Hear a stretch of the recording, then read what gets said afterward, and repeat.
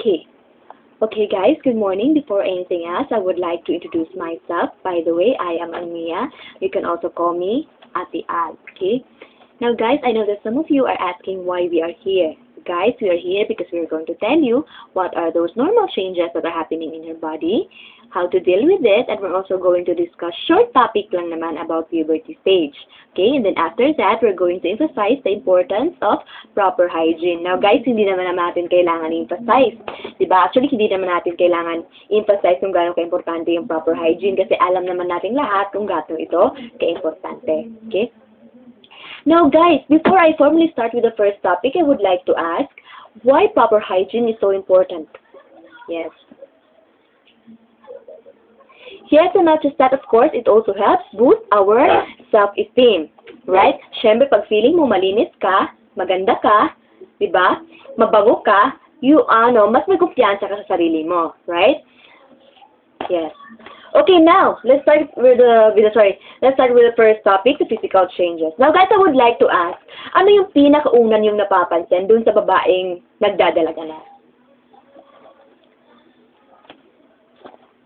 Yes, exactly. The breast starts to develop, right? And then itong bewang nagde-develop na rin. And then the breast starts to develop, then that's the time that we're asking our mothers to buy a baby bra.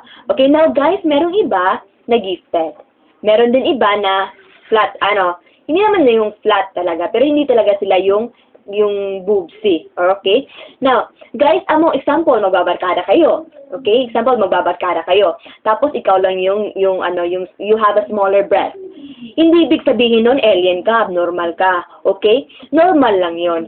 Now, what's abnormal is that if you feel tenderness, if masakit siya, pag wala ka, hindi ka datatan, tapos sumasakit siya, yung normal days lang na sumasakit siya.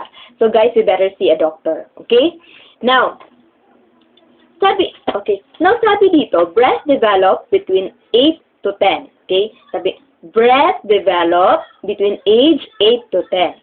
And then sabi pa dito, first period is 2 years after breast develop. Okay? Now, let's say, nag-start mag-develop yung breast ko, 8 years old ka. And then it was already fully developed at the age of 10. So, since sabi dito, first period is 2 years after breast developed. So probably at the age of 12 years old, you will already have your first period. Now I have a question. What do you call that that first period, or what that is termed as what? Your first period. That is termed as, yes, menarche. Okay, that is termed trivia lang. Okay, that is termed as menarche. Okay, then after that, if you already have your first period, you ask your mom. You can ask your mom when she had her first period. Okay? So now let's talk about the emotional changes that girls are experiencing when they have their menstrual period. Okay? Now, emotional changes. Sabi dito, you may experience mixed up feelings and mood swings. Okay. Now, guys, hindi lahat nakaka-experience nito. Kasi yung ibang girls, hindi naman yung may mood swings, yung paiba-iba ng mood. Meron ding iba na yung ganon, mood swings, meron paiba-iba yung mood, madali lang mairita, yung ganon, pikunin. So, now guys, if you experience that, normal lang yon. It's normal. It's all part of growing up. It's all part of growing up, as I've said. So, di ba nga, yung iba, pag yung lalaki, kinakausap yung babae, tapos yung babae, parang galit, or pikunin, or madali lang mairita.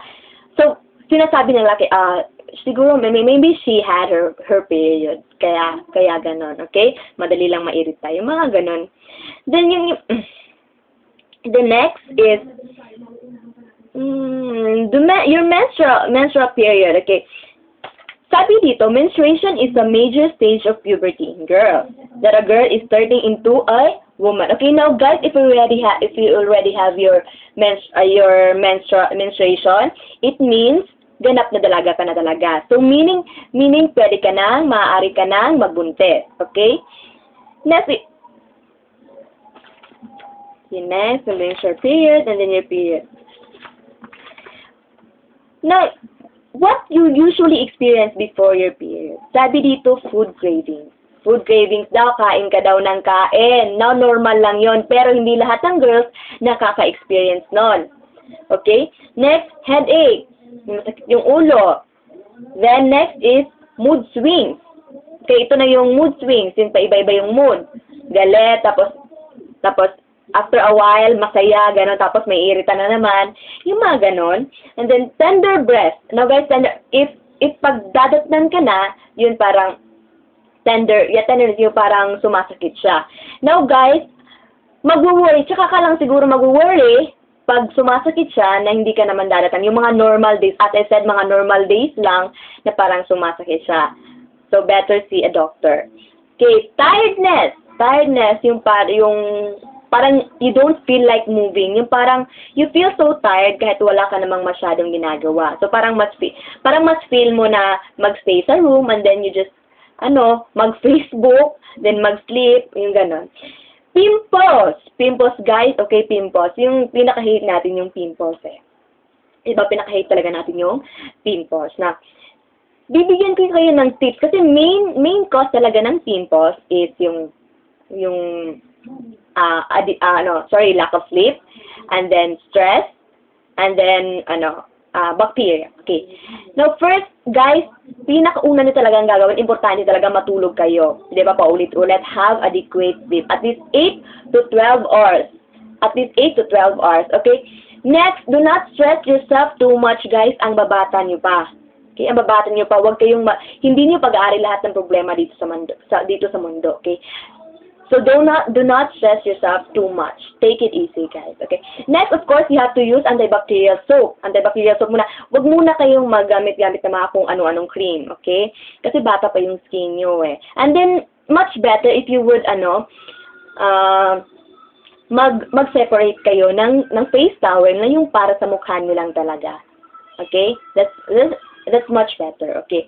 Now, next one, sabi dito, once your period starts, your PMS symptoms will stop.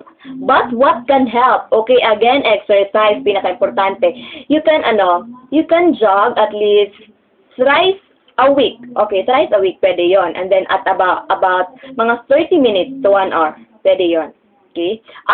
So kayo, since may class kayo, pero pwede naman every after class, mag-jog kayo mga 30 minutes to 1 hour. Then pwede rin mga Saturdays or Sundays, wala namang pasok, diba? Yan, wag yung palaging Facebook na nakaupo lang, Facebook, 'di ba? Eating healthy food, fruits, veggies, and milk. So, importante 'yon, lalong-lalo na yung fruits, guys, veggies, okay. Get 8 hours of sleep at night, hot water bottles, warm baths, and herbal tea. Okay, now let's talk about your feminine protection, okay. Now, guys, let's talk about pads. Na sino ba naman dito ang may nagme-menstruate na hindi gumagamit ng pad? Okay. Na syempre pag may period ka, dapat gumamit ka talaga ng pad. Hello, abnormal. Hello. Okay na. Guys, pads. Sabi dito, pads are worn in your underwear to collect menstrual flow as it leaves your body. Okay. Now, may tatlong klase ng pads. Okay? Now, itong regular, long, and then extra long. So, you may use regular pad for light flow, and then long for medium flow, and then extra long pad for heavy flow. Okay, now then, let's check on this demonstration. Now, it was stated here, make sure that the pad you choose has the following. Okay, now, strong adhesive to keep the pad in place, to secure the pad. So, it has to have strong adhesive. Long, wide wings, and extra length to cover leak-prone areas. Okay, grooves to trap fluid and lock it inside the pad to keep you dry. Okay. Okay, now let's talk about hygiene tips. Sabi dito, during puberty, your sweat glands produce more sweat. Okay, sweat can smell unpleasant when it comes in contact with bacteria on the skin. So, alam naman natin mabaho talaga yung pawis. So, yeah, kaya nga, di ba, kailangan nating maligo. So, guys, for example, kung galing kayo ng isang activity and then very grabe yung pawis nyo, huwag kayong maligo agad. So, better mag-rest muna mga 30 minutes. And then after that, take a bath. Okay? Then, sabi dito, take a bath daily to get rid of dirt and oil on your skin. Okay? Then next, sabi po dito, during puberty, oil glands in your skin become more active.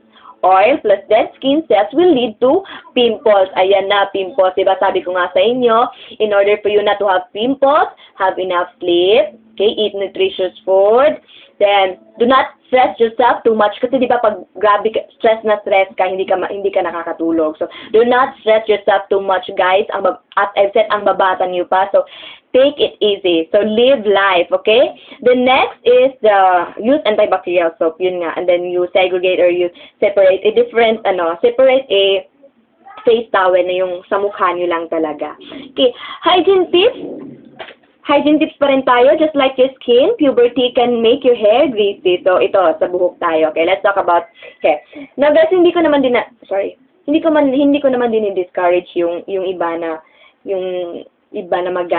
gumamit ng conditioner. So, pero sa akin kasi, wag kayong do not use conditioner too much. Kasi hindi ba, siguro yung iba sa inyo napapansin yun, yung masyadong maraming nilalagay na conditioner, nalalagas na yung buhok natin, nalalagas yung buhok, okay? Now, ako kasi, sachet lang yung ginagamit ko, tapos half nung sachet, yun lang yung ginagamit ko, half. Tapos minsan, hindi na ako nag-shampoo, conditioner, diretso na conditioner, okay? Now, staying healthy, in order for you to stay healthy, stay active, exercise, eat nutritious food, as I've said, yung mga nutritious foods, veggies, milk, and etc. Go for regular health and dental checkups.